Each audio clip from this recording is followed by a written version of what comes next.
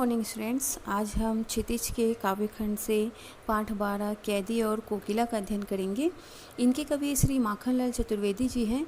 इस कविता में माखनलाल चतुर्वेदी जी ने भारतीय स्वतंत्रता सेनानियों के साथ जेल में अंग्रेजी शासन द्वारा किए जा रहे दुर्व्यवहारों का वर्णन किया है। का पहला अंश इस प्रकार है। क्या गाती हो, क्यों रह जाती हो, कोकिल बोलो तो। क्या लाती हो, संदेश किसका है, कोकिल बोलो तो। कवि जेल में एकाकी और उदास हैं।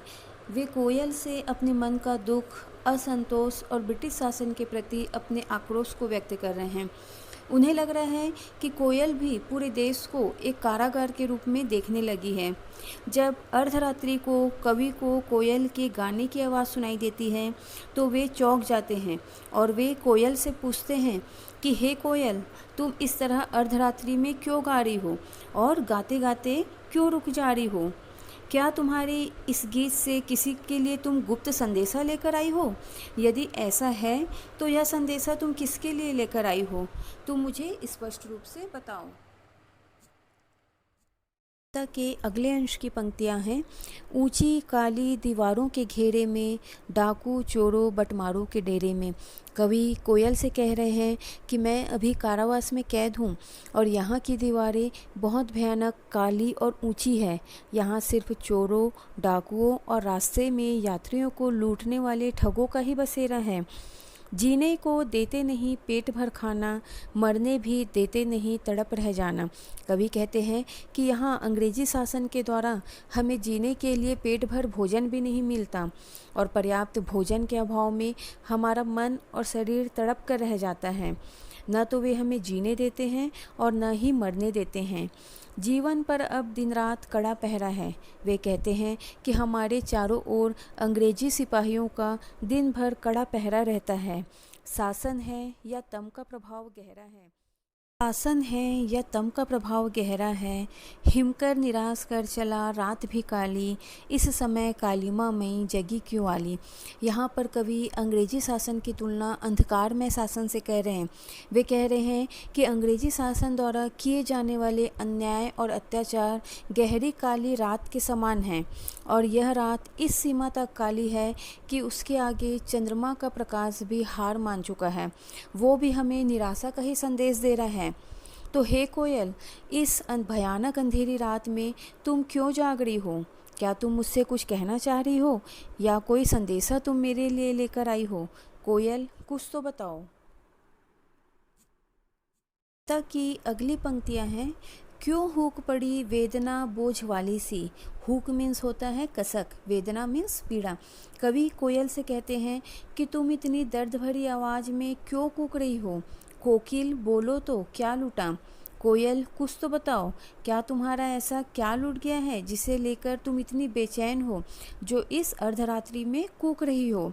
मृदुल वैभव की रखवाली सी, कोकिल बोलो तो। मृदुल मीन्स होता है मीठा, कोमल। तो कवि कोयल से कह रहे हैं कि तुम्हारी वाणी बहुत ही मधुर और कोमल है। तुम्हें तो मीठी आवाज़ की स्वामिनी कहा जाता है। फिर भी तुम इस सीमा तक विचलित क्यों हो, बेचैन क्यों हो? तुम्हें किस बात की परेशानी है? कोयल, कुछ तो बताओ। आगे कवि कहते हैं, क्या हुई बावली अर्धरात्रि को चीखी, कोकिल बोलो तो। बावली मीन्स होता है पागल। कवि कोयल से कह रहे हैं कि क्या तुम पागल हो गई हो, जो इस अर्धरात्रि को आधी रात को चीख रही हो, चिल्ला रही हो, अपना दुख बयां कर रही हो। कोकिल, कुछ तो बताओ। किस दावा नल की ज्वालाएं हैं दिखी, कोकिल बोलो तो। दावा नल मीन्स होता है जंगल की आग, ज्वालाएं मीन्स होता है आग की लपटें। कवि कोयल से प्रश्न कर रहे हैं कि क्या तुमने जंगल में भयानक आग की लपटें देख ली है? क्या तुम्हें यह अंग्रेजी शासन भयानक आग की लपटों के समान ही दिखाई दे रहा है? तुम्हारी बोली में इतनी बेचैनी, इतनी व्याकुलता क्यों है? तुम मुझे क्या संदेश देना चाहती हो? कोयल, कुछ तो बताओ। के अगले अंश की पंक्तियाँ इस प्रकार हैं। क्या देख न सकती जंजीरों का गहना, हथकड़ियाँ क्यों यह ब्रिटिश राज का गहना। कवि कोयल से कह रहे हैं कि क्या तुम्हें हमारे शरीर पर अंग्रेजी शासन के द्वारा पहनाए गए यह जंजीरें दिखाई नहीं दे रही है? यह जंजीरें हमारे लिए कोई बंधन नहीं है, बल्कि हम तो देश के स्वतंत्रता सेनानी हैं। यह जंजीरें हमें अंग्रेजी शासन के द्वारा पहनाए गए गहने आभूषण के समान प्रतीत हो रहे हैं। कोल्हू का चर्रकचू जीवन की तान, गिट्टी पर अंगुलियों ने लिखे गान। चर्रकचू मीन्स कोल्हू के चलने के समय जो आवाज़ आती है उसे चर्रकचू कहा गया है। तो कवि कह रहे हैं कि जब हम इन जंजीरों को पहनकर जब चलते हैं तो कोल्हू के चरसा को खींचते समय जो चर्रकचू की आवाज़ सुनाई देती है, वैसे ही हमें इसमें अपने जीवन का संगीत सुनाई पड़ता है। पर अंगुलियों ने लिखे गान, हूँ मोट खींचता लगा पेट पर जुआं, खाली करता हूँ ब्रिटिश अकड़ का कुआं। दिन में करुणा क्यों जगे रुलाने वाली, इसलिए रात में गजब ढा रही आली। कवि कहते हैं कि जब जेल में हमें अपने हाथों से पत्थरों को तोड़वाया जाता है तो हमारे हाथों पर उंगलियों पर निशान पड़ जाते हैं, जिन्हें देखकर ऐसा लगता है कि हम स्वतंत्रता संग्राम का नया गीत रच रहे हो। और जब मैं अपने पेट पर कोल्हू का जुआं लगाकर खींचता हूँ तो मुझे ऐसा लगता है कि मैं अंग्रेजी शासन का घमंड तोड़ रहा हूँ। हे कोयल, तुम्हें पता है कि दिन के समय सभी परिश्रम करते हैं, संघर्ष करते हैं। उस समय मधुर आवाज़ की आवश्यकता नहीं होती। क्या इसलिए तुम इस अर्धरात्रि में अपनी करुण आवाज़ से विद्रोह का बीज बो रही हो? शांत समय में अंधकार को बेध रो रही क्यों हो? बेदना मीन्स होता है चीरना।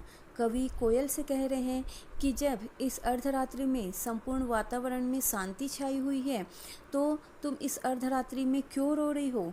कोकिला, कुछ तो बताओ। चुपचाप मधुर विद्रोह बीज इस भांति बो रही हो क्यों? कोकिल, बोलो तो।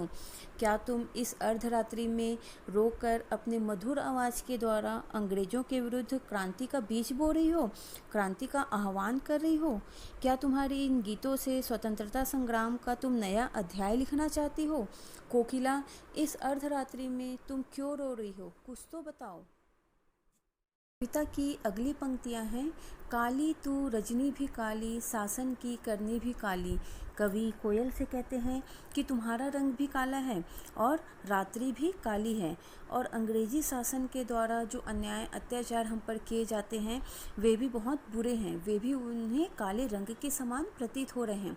काली लहर कल्पना काली। कवि कहते हैं कि उनके मन में जो बुरे बुरे विचार आ रहे हैं, कल्पना आ रहे हैं, जो एक लहर के समान उनकी काल कोठरी में घूम रहे हैं, वे भी कालिमा लिए हुए ही हैं। मेरी काल कोठरी काली, टोपी काली, कमली काली। कवि कहते हैं कि मेरी काल कोठरी भी अंधकार में है, और अंग्रेजी शासन के द्वारा कैदियों को जो टोपी दी गई है वो भी काली है, और कमली मीन्स कंबल भी काली है। मेरी लौह श्रृंखला खाली। कवि कहते हैं मेरी लौह श्रृंखला काली, पहरे की हुंकृति की ब्याली, तिस पर है गाली ए आली। कवि कहते हैं कि जेल की काल कोठरी में जिन जंजीरों से हमें बांधा गया है उनका रंग भी काला है। पहरे की हुंकृति की ब्याली, हुंकृति मीन्स होता है हुंकार करना, ब्याली मीन्स होता है नागिन। तो कवि कहते हैं कि जब जेल में हमें पहरेदार के द्वारा भयानक आवाज़ में चिल्लाया जाता है तो वो हमें एक नागिन के सरपणी के डसने के समान प्रतीत होता है, और जब उस वातावरण में अंग्रेजी सैनिकों के द्वारा हमें गंदी गंदी गालियाँ दी जाती है वो भी बहुत भयानक प्रतीत होती है, वो भी अन्याय से परिपूर्ण होती है। की अगली पंक्तियाँ इस प्रकार हैं, इस काले संकट सागर पर मरने की मदमाती, कोकिल बोलो तो। यहाँ पर कवि काले संकट सागर की तुलना ब्रिटिश शासकों के अन्यायपूर्ण और अमानवीय वातावरण से कर रहे हैं। वे कहते हैं कि ऐसे वातावरण में भी, अंग्रेज़ों के अन्यायपूर्ण और अमानवीय वातावरण में भी हमारे अंदर अंग्रेज़ों के विरुद्ध लोहा लेने का, लड़ाई लड़ने का उत्साह जो है वो निरंतर बढ़ता जा रहा है। कोकिला, कुछ तो बताओ। क्या तुम भी अपने चमकीले मधुर गीतों से अंग्रेज़ों के विरुद्ध विद्रोह का बीज बोना चाहती हो, उनके विरुद्ध लड़ाई लड़ना चाहती हो?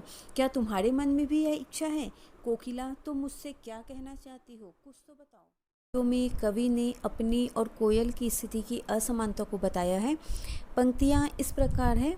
तुझे मिली हरियाली डाली, मुझे नसीब कोठरी काली, तेरा नभ भर में संचार, मेरा 10 फुट का संसार। कवि यहाँ कोयल से कह रहे हैं कि तुम तो प्रकृति में स्वतंत्र रूप से विचरण कर सकती हो, तुम्हें यहाँ बैठने के लिए प्रकृति में हरी भरी डालियाँ मिली है, लेकिन मेरे नसीब में तो केवल यह सकड़ी सी काल कोठरी ही है, जिसमें हवा और प्रकाश भी बहुत मुश्किल से आते हैं। तुम्हारा यह संपूर्ण आकाश घर है, तुम यहाँ स्वतंत्र रूप से उड़ सकती हो, लेकिन मैं जिस काल कोठरी में बंद हूँ, यह तो मात्र 10 फुट की ही है। तेरे गीत कहावे वाह, रोना भी है मुझे गुनाह, देख विषमता तेरी मेरी, बजा रही तिस्पर्ण भेदी। कवि कोयल से कहते हैं कि तुम मेरी और अपनी स्थिति देख लो, यदि तुम किसी के सामने गीत भी गाओगी तो सभी उसकी प्रशंसा करेंगे, लेकिन यदि मैं अपनी दशा बताकर किसी के सामने रोना भी चाहूँ तो वह गुनाह ही समझा जाएगा, मुझे अपराध की श्रेणी में ही रखा जाएगा। इसलिए हे कोयल, तुम अपनी और मेरी स्थिति में कितना अंतर है यह देख लो, उसके बावजूद तुम अंग्रेजी शासन के विरुद्ध युद्ध का संगीत बजा रही हो। हे कोयल, तुम क्या संदेशा लाई हो, कुछ तो बताओ। कुछ पंक्तियों में कवि कोयल से प्रश्न कर रहे हैं कि वे किस प्रकार स्वतंत्रता आंदोलन में अपना योगदान दे सकते हैं। इस हुंकृति पर अपनी कृति से और कहो क्या कर दूं, कोकिल बोलो तो, मोहन के व्रत पर प्राणों का आसव किसमें भर दूं, कोकिल बोलो तो। कवि कोयल से कहते हैं कि तुम्हारे इस आह्वान पर मैं क्या कर सकता हूँ, तुम ही बताओ कि मैं अपनी रचनाओं से ऐसा क्या संदेश देशवासियों को दूँ कि उनके अंदर संघर्ष की क्रांति धधक उठे, संघर्ष की ज्वाला जल उठे।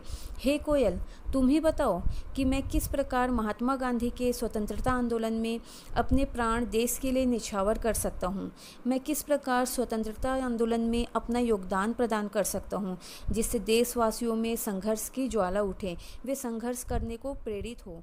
कोयल, तुम क्या